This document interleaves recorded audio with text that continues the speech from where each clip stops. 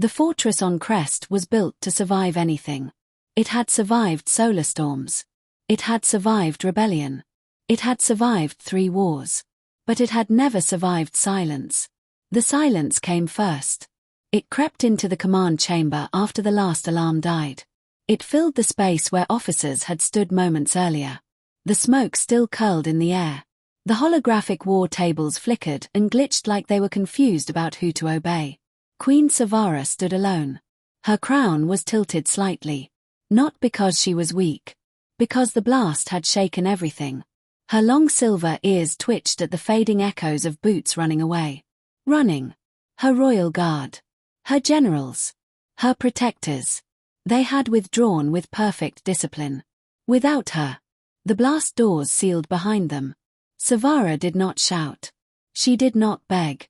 She simply stood there, feeling the weight of the truth settle inside her chest.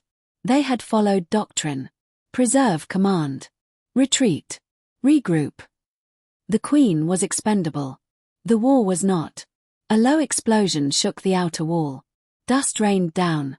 And that was when she noticed him. Declan Ward. Human. Mercenary. Contract expired 12 hours ago. He leaned against a cracked support pillar, tapping the side of his rifle like it had personally offended him. He looked at her. Raised 2 fingers casually. Well, he said, either I missed the evacuation memo, or this is the part where we die heroically. Savara stared at him. You are still here. Regrettably, he replied. But leaving felt rude. Another explosion. Closer this time. The enemy was breaching. You should go, she said calmly. That would be rational. Declan looked toward the corridor where enemy energy signatures were flashing on his wrist display. I've tried rational, he said. Didn't enjoy it. The first enemy unit emerged from smoke, tall, angular, armored in shifting black metal. Declan stepped forward without hesitation. Placed himself between Savara and the breach. Stay behind me, he said. No offense, but you look expensive. And then he opened fire. The fighting was brutal and fast. Declan's rifle jammed twice. He swore at it both times. Savara watched him move, imperfect stance, slightly off balance, wounded already. But he did not retreat. He did not calculate escape. He stood. Each shot bought seconds. Each second meant survival. When the corridor finally fell quiet, Declan lowered his rifle slowly.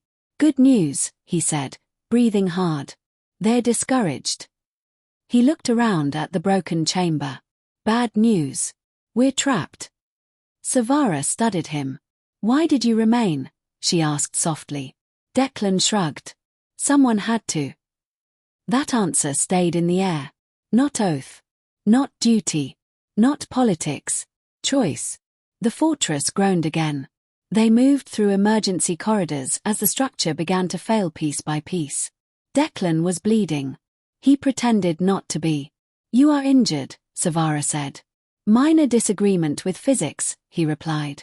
She found an abandoned operations room and sealed the doors. Enemy scans brushed past them like cold fingers against glass. Savara activated a med unit and knelt beside him. Remain still. Careful, he said weakly. Last time someone said that, I lost a kidney. She ignored him and began sealing internal damage with medfoam.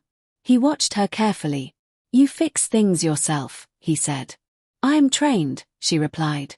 Yeah, he said quietly. Leaders who fix things themselves, people trust those. That struck deeper than any explosion. Outside, the war raged. Inside, something small began to change.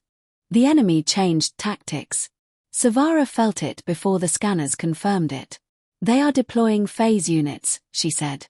Translation. Declan asked. They will walk through walls. He sighed. Rude. The first unit emerged halfway through a bulkhead. Declan fired. The shot passed through. Savara slammed her hand onto a tactical node in the floor. Gravity shifted violently. The phase unit was thrown sideways into solid matter mid-transition. It shattered. Declan blinked at her. You can do that. I am the queen, she said. I was never taught when not to. They fought together. Not queen and mercenary. Not ruler and hired gun. Two survivors. Savara rerouted ancient defense systems. Turrets unfolded from walls. Energy shields flickered back to life. Declan gave them names as they activated. That one's brave retreat. That one's strategic withdrawal. Savara laughed. Actually laughed. It felt strange. Free. More enemies came. Declan staggered once. Savara caught him and held him upright while firing with her other hand. You should be behind me, he muttered. No, she said firmly. Beside. They held the line. Together. Until the final wave withdrew. Rescue did not arrive loudly. It arrived carefully. Friendly fleet signatures appeared in orbit. The invasion began to break apart. Savara lowered her weapon slowly. Declan slumped against a wall. Good news, he said faintly. Your people remembered you exist. Royal forces breached the inner corridor minutes later. They saw burned walls, improvised defenses, a human mercenary standing beside their queen. Embarrassment spread across their faces. Reports began immediately. Strategic retreat. Necessary loss. Tactical regrouping. Savara listened. Then she said only one thing. You left. Silence. She turned slightly. He did not. No one spoke after that. Declan tried to say something sarcastic. Medics sedated him mid-sentence. Days later. Aboard the flagship. The war for Crest stabilized. The narrative was already being reshaped. Savara stood before her court. Declan Ward was brought forward, healed, uncomfortable, wearing borrowed formal attire that did not fit. An advisor stepped forward. The human mercenary is released from obligation. Savara raised her hand. No. The chamber froze. She stepped down from her throne. Stood before Declan. You chose to remain when duty did not require it, she said calmly. I was protected by will, not contract. She met his eyes directly. I will not command you. I will ask. The court shifted uncomfortably. Stay, she said. Not as guard. Not as property of the crown. Stay because you choose to. Declan was silent for a long moment. I was planning to retire, he said finally. Grow something that doesn't shoot back. A pause. He looked around the chamber. But this seems interesting. He nodded once. The court erupted in whispers. Savara did not smile. But something inside her settled. Weeks later, the fleet returned home.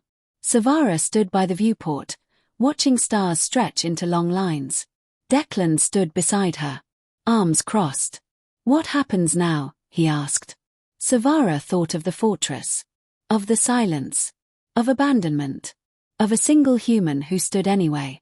Now, she said quietly, we rebuild differently. No more perfect walls that hide fear. No more doctrine that sacrifices loyalty. No more crowns that stand alone. Declan nodded. Good, he said. I don't like running. She looked at him. Neither do I. Outside, the war slowly faded. Inside the ship, something stronger than war had formed. Not romance. Not politics. Something simpler. Chosen loyalty. And that was far more powerful.